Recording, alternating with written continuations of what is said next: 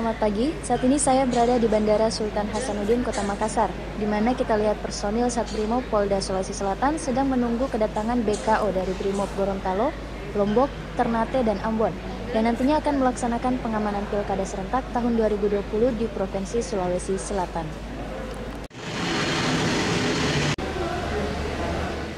Dan Satbrimob Polda Sulawesi Selatan menjemput 460 personil Brimob di Bandara Sultan Hasanuddin, Makassar untuk memperkuat pengamanan Pilkada di wilayah hukum Polda Sulawesi Selatan pukul 8.30 sampai dengan 15.45 waktu Indonesia Tengah.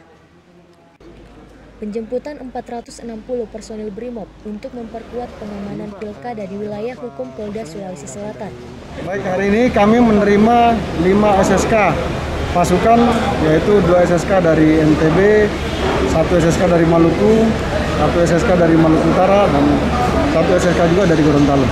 Di mana pasukan ini akan kita terima dan besok akan diapelkan atau diterima oleh Bapak Kapolda dan distribusi ke masing-masing wilayah yang telah disiapkan.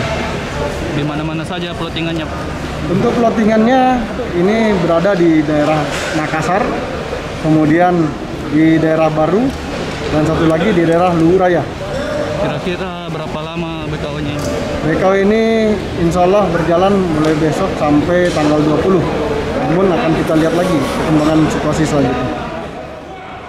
460 personil berasal dari beberapa satuan Brimob. 60 personil dari Satbrimob Polda Gorontalo. 200 personil dari Satbrimob Polda NTB. 100 personil dari Satbrimob Polda Maluku, dan 100 personil Satbrimob Polda Maluku Utara. Total keseluruhan 460 personil.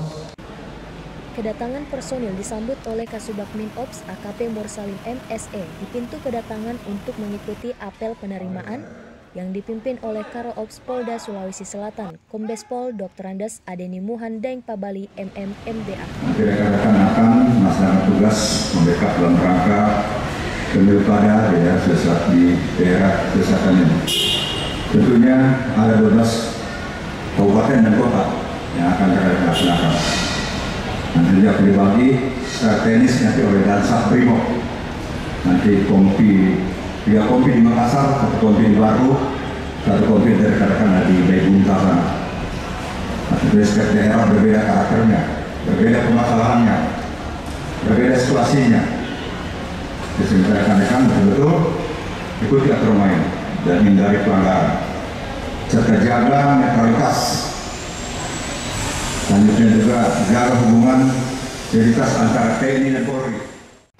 Dan Satbrimob Polda Sulawesi Selatan, Kombes Pol Muhammad Anis PSSIK MSI di tempat yang sama juga menyampaikan arahan kepada personil Brimob yang melaksanakan BKO Polda Sulawesi Selatan.